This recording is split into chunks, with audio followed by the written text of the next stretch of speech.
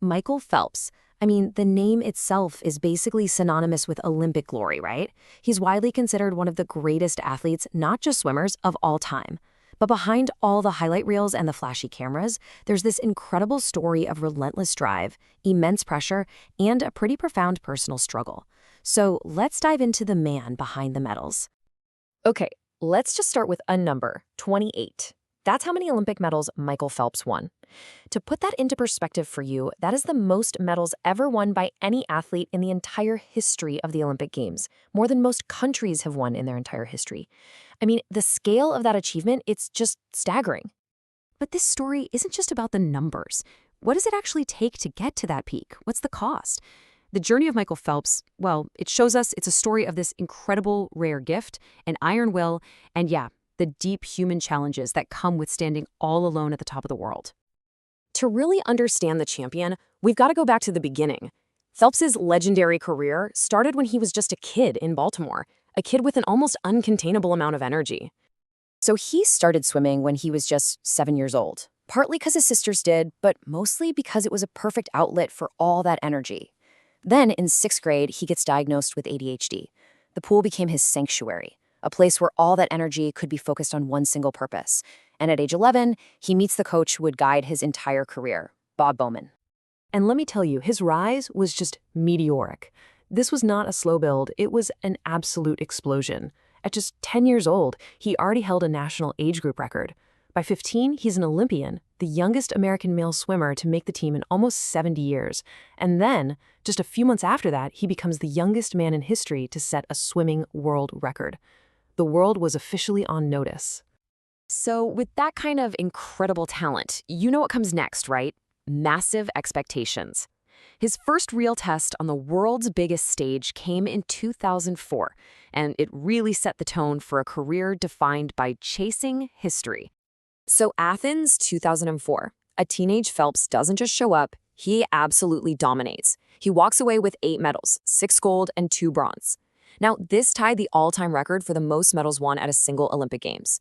For literally anyone else, this would be the peak of their career. But for Phelps, this was just the warm-up. See, tying the record, that wasn't the real goal. Nope. The real quest, the one that would cement his legacy, was to break the legendary Mark Spitz's record of 7 gold medals from the 1972 Munich Games. The pressure was just enormous. And you better believe the entire world would be watching his attempt 4 years later in Beijing. And all of this leads to Beijing 2008. And folks, this wasn't just another Olympics. This was his shot at immortality, a perfect sweep of 8 events, and every single one was a monumental challenge. The entire week was just one world record after another. It was a showcase of pure dominance. But the whole dream, all 8 golds, it almost fell apart in event number 7, the 100-meter butterfly. This was the one race standing between him and tying Spitz's historic record. And just to add a little spice to the drama, his main rival, a Serbian swimmer named Milorad Čavić, starts talking a little trash before the final. He basically said it would be good for Phelps to lose, and that he'd like to be that some guy who stopped the perfect run. Phelps later said, those comments, they fired him up more than anything else. So the race itself, it was one of the most unbelievable finishes in Olympic history. Phelps is trailing the entire time, but he outtouches Čavić at the wall by the smallest margin possible in swimming, 1/100th of a second. Can you even imagine? It was so close the Serbian team actually filed a protest, but it was denied after officials looked at the high-speed cameras. And with that, he had his 7th gold. So, with that insane hurdle cleared, the 8th gold came the very next day in the 4x100-meter medley relay. The team set a new world record, and just like that, Michael Phelps had done the impossible. He stood alone, having broken a 36-year-old record that everyone thought was completely unbreakable. Just a moment of pure, incredible triumph. And really, who better to sum it all up than the legend whose record he had just shattered? Mark Spitz himself called Phelps the greatest racer who ever walked the planet. The quest was over. He'd done it. But here's the thing. What happens when you've done it all? When you've climbed the highest mountain in your sport? Well, for Michael Phelps, the journey after Beijing, and even after London in 2012, was a descent into a really deep and dangerous personal struggle. After another incredible showing in London, Phelps hangs it up. He retires. And you can just hear the sheer burnout in his own words.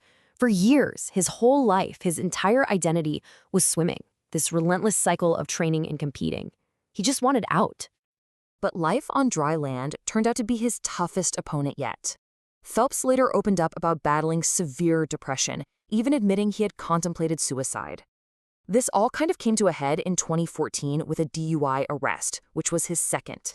He was suspended from swimming, and it really felt like rock bottom. The Superman was, well, he was human. But that difficult period, as awful as it was, it actually became a turning point. It led him back to the water, but this time for a totally different reason. His comeback for the 2016 Rio Olympics wasn't about the medals or the records. It was about personal redemption. And his coach, Bob Bowman, he put it perfectly.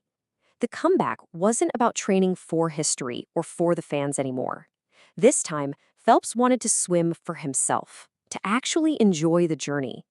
The motivation came from the inside, not the outside. And you could see the change in him. Everybody could. For the first time ever, he actually went to an opening ceremony because his teammates chose him to be the U.S. flag bearer. He was just different, relaxed, smiling, mentoring the younger swimmers, a huge contrast to that isolated, hyper-focused figure from past games. And guess what? Swimming for himself? It worked, big time. He walks away with 5 more gold medals and a silver. He gets his title back in the 200-meter butterfly, the one race he said he really wanted. He was a champion reborn, and he was finishing his incredible story completely on his own terms. So when all is said and done, after 5 Olympics, 2 retirements, and a career spanning 2 decades, what is the ultimate legacy of Michael Phelps? Well, the numbers they're just mind-bending. 23 gold, 28 total medals. You're looking at a level of sustained greatness that we've almost never seen in any sport ever. It's just a visual record of complete and utter dominance. But maybe his most important work came after he finally hung up the goggles for good. By being so open and honest about his struggles with depression and anxiety, he helped kickstart a huge conversation about mental health, especially for athletes, but really for millions of others too. So that kind of leaves us with a big question, right? What is his true legacy? Is it the unparalleled champion we saw in the water, or is it the vulnerable human being who showed us all that it's okay not to be okay?